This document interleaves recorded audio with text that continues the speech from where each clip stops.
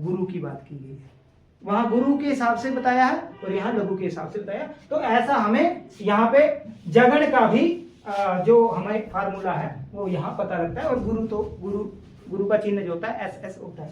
तो आइए हम एक और बहुत सुंदर बात जो छंद शास्त्र की है कि यहाँ जो लक्षण लिखे गए हैं ना, किसी छंद का लक्षण लिखा गया है वो भी उसी छंद में लिखा गया है। ये बात समझ आ रही है कि किसी छंद का कोई लक्षण लिखा वो भी उसी छंद में लिखा गया, अर्थात उसमें भी नियमों का पालन है। जैसे हम अपने इस लक्षण में ही पढ़ लेते हैं, स्याद इंद्र वज्रा यदि तो जगौगः। तो यहाँ पे आधा सौ तो हम हमारी गिनती में आएगा नहीं, तो पहला क्या आया, या हो गया, आ की मात्रा है तो क्या हो गया, ये गुरु हो गया। इसके बाद द में क्या होगा, क्या होगा, जोर से बोलिए, गुरु। क्यों होगा गुरु, यहाँ तो छोटी की मात्रा है। हाँ जी, क्या होगा, एक और श्लोक आता है, संयुक्त आद्यम दीर्घम। वो भी श्लोक याद करना पड़ेगा, मैं एक बार बोल देता हूं। संयुक्त आद्यम दीर्घम सानुस्वारम विसर्ग समिशम विज्ञेयमक्षरम गुरु पादांतस्थम विकल्पेन। तो वहां क्या कह रहे हैं कि संयुक्त आद्यम दीर्घम, जहां पे संयुक्त वर्ण आते हैं। अब संयुक्त होता क्या है, जिसमें स्वर नहीं होता वो संयुक्त है। जब स्वर हट जाता है, जब जिसको आप बोलते हैं संयुक्त वर्ण, क्ष त्र ज्ञ द्य, ये क्या है, संयुक्त वर्ण है। तो संयुक्त से पहले वाले को आपने गुरु मानना है। क्या मानना है कनिका, गुरु मानना है। तो यहां क्या हो गया कि ये जो न और द है, इनके बीच में हमें स्वर नहीं दिख रहा है। न का स्वर, अगर न को लिखा जाए तो क्या लिखा जाएगा, न प्लस अ, ऐसे लिखते हैं ना। तो इसको हम इस इक्वल टू लिखें तो ये न बनता है, लेकिन यहां तो स्वर दिख नहीं रहा है। तो इस व्यंजनक और इस, अगर इस शब्द को मैं और तोड़ के लिखूं तो क्या बनेगा, न द फिर अ। अब यहां स्वर गायब हो गया। जहां स्वर जो है वो गायब हो जाए तो उसको क्या बोलते हैं, संयुक्त वर्ण। व्याकरण में एक सूत्र आता है, हलोंतरा संयोगः। हल जहां आ जाए, दो हल आ जाए, वहां संयोग हो जाता है। इसी को हम बोल रहे हैं कि संयुक्त कहां होता है, जहां स्वर बीच में नहीं होता है। तो संयोगे गुरु वहां व्याकरण में भी कह रहे हैं और हम भी कह रहे हैं संयुक्ताद्यम दीर्घम, अर्थात हम मतलब साहित्यकार भी कह रहे हैं कि संयुक्ताद्यम दीर्घम। तो संयुक्त के आदि का दीर्घ हमने कर लिया, तो इसलिए दी क्या हो गया, गुरु हो गया। ठीक है जी। अब द तो अगर इन दोनों को जोड़ भी दें तो ये तो लघु रहेगा, तो इसलिए ये लघु रहा। आगे वह क्या है, अब बताइए, वह को क्या करें, लघु करें या गुरु करें, गुरु। क्यों करें गुरु, संयुक्ताद्यम दीर्घम, क्योंकि आगे संयुक्त फिर से दे दिया। मैं इसका भी बता देता हूं, यहां क्या है, ज प्लस र प्लस अ, यहां भी हमारे पास स्वर हमें दिख नहीं रहा है। तो इसलिए यहां पे वज्रा में जो संयुक्त वर्ण है उसके आदि वर्ण को हमने क्या किया है, गुरु कर दिया। और जरा में आ की मात्रा तो है, दीर्घ है ये, तो इसलिए गुरु रहेगा। आगे यह क्या है, लघु। दी में लघु, तऊ में गुरु, क्योंकि औ की मात्रा है। आगे लघु, इधर और यहाँ क्यों हुआ गुरु, विसर्ग समशम। यहाँ दूसरा वाला भी है, पादांतस्थम विकल्पेन, उस नियम से भी गुरु कर सकते थे और विसर्ग कर दिया, क्योंकि इस श्लोक में कहा है संयुक्त आद्यम दीर्घम सानुस्वारम, बिंदी लगी है ना, अनुस्वार लगा है, वो भी दीर्घ कर देना है। उसके अगला शब्द है विसर्ग समृशम, विसर्ग लगी है, जहां पे विसर्ग लगी है उसको भी गुरु करना है। उसके अंत में कहते हैं पादांतस्थम विकल्पेन, अंत में आपके पास विकल्प है, आपको गुरु चाहिए और लघु ही है, कुछ नहीं कर पा रहे हैं तब भी गुरु कर दो, क्योंकि आपके पास एक ऑप्शन है। तो ठीक है, हमारे पास दो विधियों से यहाँ गुरु आ रहा था। तो इसको देख के हमने देखा कि इस लक्षण में तगण तगण जगण और दो गुरु हमें प्राप्त हो रहे। कौन सा छंद हो गया यहाँ पे, इंद्र। उदाहरण है, पहले इसका एक बार हम याद कर लेते हैं, बड़ा सुंदर श्लोक है। जब अभिज्ञान शकुंतला आपने पढ़ी है, आपको याद भी होगा ये श्लोक। तो क्या कहा है कि जब शकुंतला का विदाई हो रही है बच्चियां कहते हैं ना, बेटियां जो है वो पराया धन है, उसका सबसे पुराना उदाहरण तो मुझे यही मिला कि पराया धन, मतलब पराया धन शब्द का प्रयोग नहीं है उस अर्थ में, संस्कृत भाषा में यहाँ कहा गया है जब वो कहते हैं कि अर्थो ही कन्या परकीय एव, ये कन्या रूपी अर्थ जो है, पैसा जो है वो परकीय है।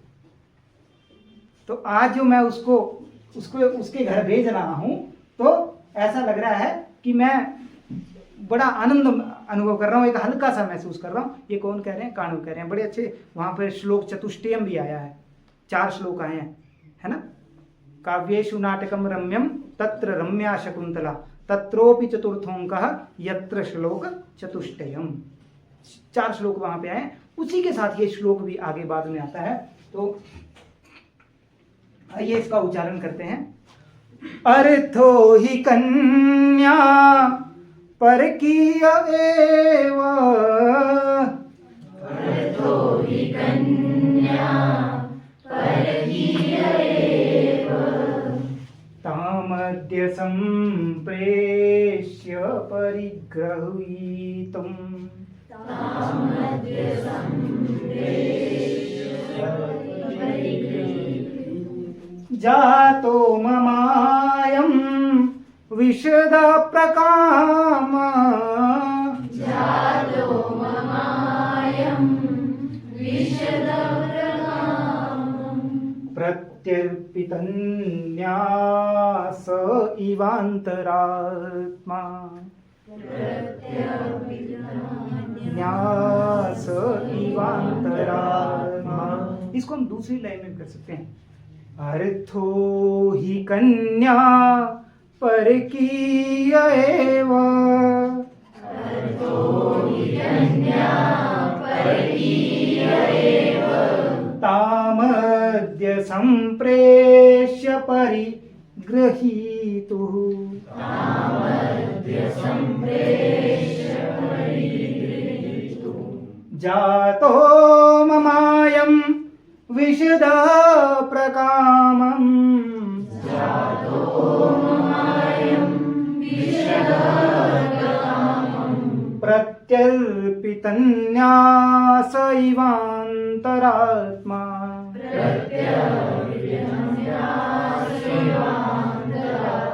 तो क्या कह रहे हैं? अर्थो ही कन्या परकीय एव। विस्तार से आप शाकुंतल में देख सकते हैं इसका अर्थ। तो अर्थो, अब आप बताएंगे में क्या हुआ यहाँ पे? क्या दिख रहा है आपको? क्यों दिख रहा है? तो गुरु है ही नहीं, तो लघु है। क्योंकि यहाँ भी हमें दिख गया कि आगे संयोग हो रहा है र और थ का। र में स्वर नहीं है और थ, तो संयोग हो गया। और संयोग के पहले तो हमने, संयुक्त के पहले हमने क्या करना है? गुरु करना है। इसलिए अ को हमने क्या मान लिया? गुरु। ओ की मात्रा है, वहां एक सूत्र आता है, एक वहां वर्णन आता है, एचाम अपि द्वादश तस्य ह्रस्वा भावात। आया वर्णन? ध्यान में आ रहा है कुछ? तो एचाम अपि, एच क्या हुआ? ए ओ आई औ, ये 4 जो होंगे इसमें ह्रस्व नहीं होता है, पहले बोल दिया। व्याकरण शास्त्र में स्पष्ट रूप से कहती है। तो एचाम अपि द्वादश तस्य 18 नहीं होते हैं, वहां 12 ही रहते हैं, क्योंकि उसमें ह्रस्व कट जाता है। तो ह्रस्व कट गया तो ह्रस्व यहाँ हो ही नहीं सकता, इसलिए यहाँ एच का भाग है। इसलिए ए की मात्रा, ओ की मात्रा जहाँ होगी वहां अपने गुरु कर देना, ये ध्यान रखना।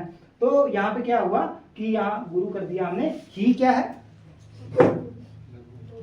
लघु। ये तो लघु, डर क्यों रहे हैं? लघु ही है ना। आगे क, क्यों? संयुक्त है। आगे हाँ, फिर लघु, फिर हाँ, यहाँ क्यों गुरु? क्यों?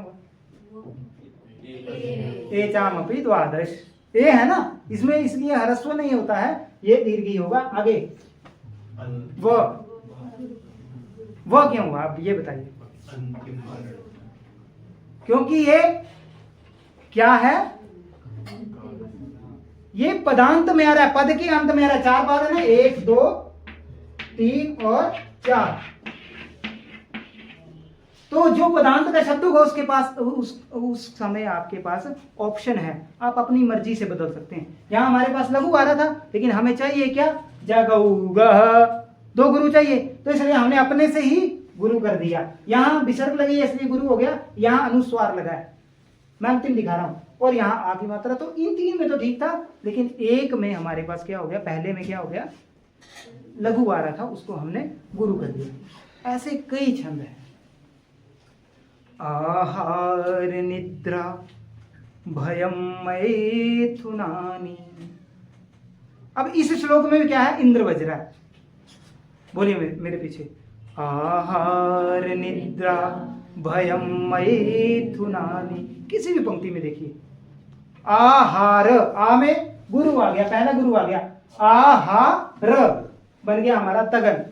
आहार निद्रा, न में छोटी की मात्रा है लेकिन संयुक्त द्र है आगे, निद्रा भ तो लघु हो गया, और य के ऊपर अनुस्वार है, भयम मैथुनानि। अब ये तीसरी लय भी मैंने आपको सुना थी इसके साथ साथ। अर्थो ही कन्या परकीय एव तामद्य संप्रेष्य परिगृहीतु जातो ममाय विशद प्रकामं प्रत्यभितन्यासैवान्तरात्मा। एक लय तो ये हो गई, अर्थो ही कन्या, आगे हाँ बहुत बढ़िया,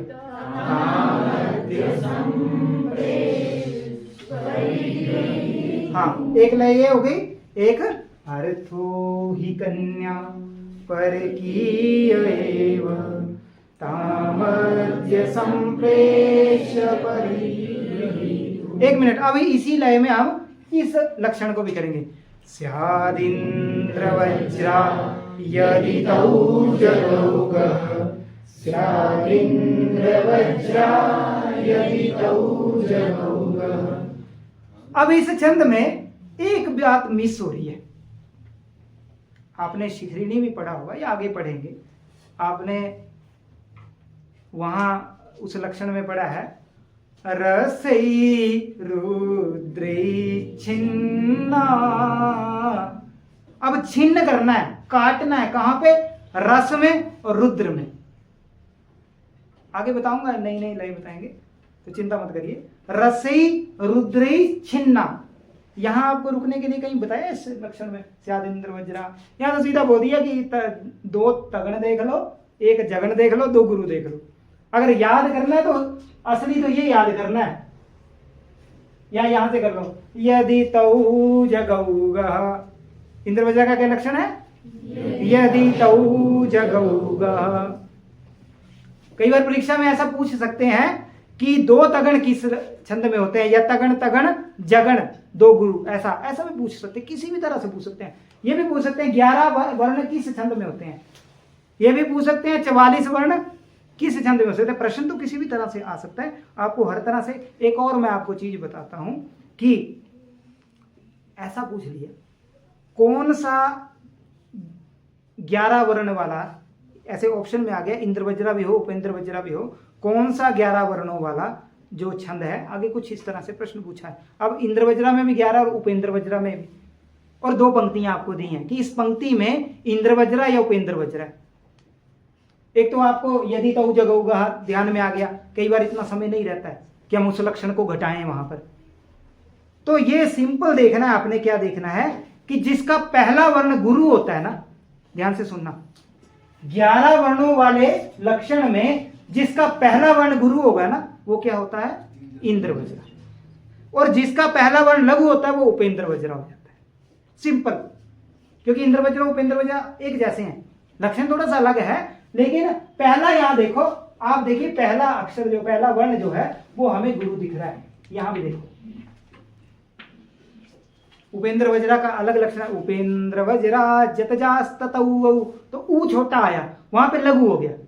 तो इंद्र वज्रा और उपेंद्र वज्रा में क्या भेद हो गया कि ऐसे 11 वर्णों वाला जो पाद है जिसका पहला गुरु होता है वो सीधा हो गया इंद्र वज्रा। ज्यादा सोचने का समय नहीं व्यर्थ करवाना है, सीधे इंद्र वज्रा पे टिक कर दो, सरल है ना। तो इस तरह से 11 वर्णों वाला हमें जो वर्ण, जो छंद है जिसका पहला जो होता है वो गुरु होता है, उसको क्या कहते हैं, हम क्या कहते हैं, इंद्र वज्रा। तो इस तरह से अब यति की हम बात कर रहे थे, यति की बात तो की नहीं। तो ऐसा बोला है विशेष रूप से, एक पंक्ति बड़ी अच्छी है कि यति ही सर्वत्र पादांते श्लोकार्धे तु विशेषतः। क्या कहा, एक बार फिर से सुनिए, यति ही सर्वत्र पादांते।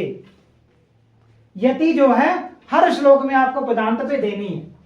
जहां पद समाप्त हो रहा है, पाद समाप्त हो रहा है, वहां पे आपको यति, यति होती ब्रेक है ना, हॉल्ट, रुकना है। अगर नहीं भी बताया, इस छंद में नहीं बताया ना, बहुत सारे छंद है, इंद्र वज्रा नहीं है, वसंत तिलका में भी नहीं बताया। उक्ता वसंत तिलका तबजा जगौगः, कहाँ है, यति की बात ही नहीं की। वसंत तिलका में नहीं है, उपेंद्र वज्रा में नहीं है, इंद्र वज्रा में नहीं है, वंशस्थ में भी नहीं है। जतौ तु वंशस्थमुदीरितम जरौ, जतौ और जरौ की बात की, रुकने को वहां भी नहीं बोला। कुछ छंदों में बोला है, शार्दुल विक्रीडित में बोला है। क्या है शार्दुल विक्रीडित का, सूर्याश्वी है ना, तो वहां भी आता है ना, वहां भी जो रुकना है वो बताया गया है। शिखरिणी में स्पष्ट रूप से, इत्यादि कई श्लोक, कई लक्षणों में बताया, लेकिन यहां रुकने को नहीं बताया। तो इस पंक्ति के हिसाब से यति सर्वत्र पादांते श्लोकार्धे तो विशेषतः, कि अगर आपको यति के बारे में नहीं बताया तो आप पद के अंत में यति ले लो, रुक जाओ, सांस ले लो, विराम ले लो, या फिर बहुत लंबा श्लोक है, मान लिया कि जैसे वसंत तिलका है, बहुत लंबा श्लोक है, उक्ता वसंत तिलका, रुकना पड़ेगा, नहीं तो सांस रुक जाएगा, हॉस्पिटल में जाना पड़ेगा। तो उस श्लोक के आधे में रुक जाओ, उक्ता वसंत तिलका तब जा जगौगः। और ये छोटे हैं तो इसके पद के अंत में आप जो यति है वो ले सकते हैं, अर्थात श्वास ले सकते हैं। और इसके चारों चरण, मैं अंत में पूरा इसको कंपाइल कर रहा हूं कि इसके चारों चरण जो होते हैं समान होते हैं, जिसको क्या कहते हैं, समवृत्त, समवृत्त कहते हैं। और ये इसमें दो हमारे पास तगण चाहिए, एक जगन चाहिए, दो गुरु चाहिए। इस तरह से हमारा ये इंद्र वज्रा छंद जो है वो समाप्त होता है, जिसका प्रयोग अनुष्टुप के बाद सर्वाधिक किया है, जो 44 वर्णों वाला है। और इसमें जो ये 11 वर्णों वाला ऐसा छंद है जिसका पहला जो अक्षर है वो आपको गुरु ही मिलेगा। आशा करता हूँ कि आप आज की कक्षा को अच्छे से समझ पाए हैं।